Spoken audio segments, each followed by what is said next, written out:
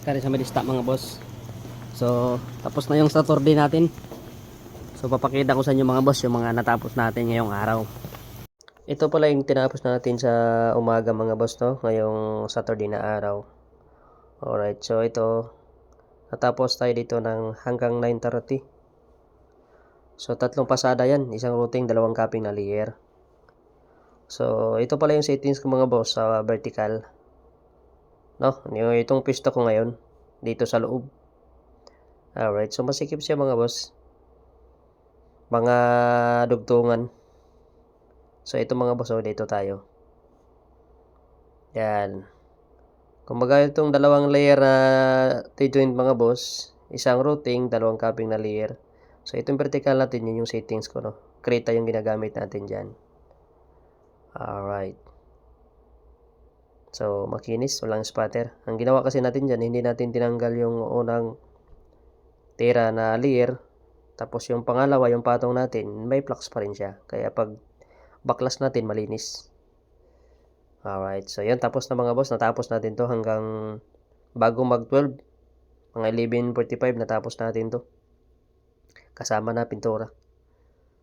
Alright, so nag-umpisa tayo dyan sa pwesto na yan. 9:35 to po 9:40 yung umpisa natin dyan. So pagkatapos dyan, lipat tayo sa loob. Ito yung kasunod na kwarto nya. Ayan, yan yung mga vertical natin mga boss, oh. Kaya inispat-ispatan ko yan habang naghihinang ako ng pa-vertical, may bumula.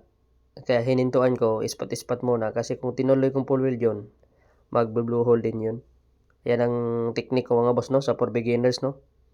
Habang naghihinang ka ng vertical, tingin mo na bumula siya, hintuan mo na, ispat-ispatan mo na para hindi siya mag-blue hole.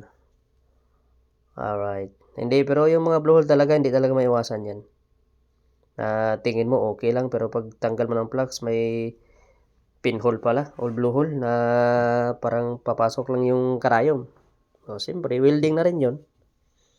So yan yung sabi ko dati, dito yung pwesto natin, hanggang dun sa dulo. Pagkatapos natin maghinang, linis, pintura, tsaka i-check mo na rin kung may mga repair, kung ano yung mga repair, spatter ba or pinhole ba, undercut ba, yan, i-repair mo na lahat yan.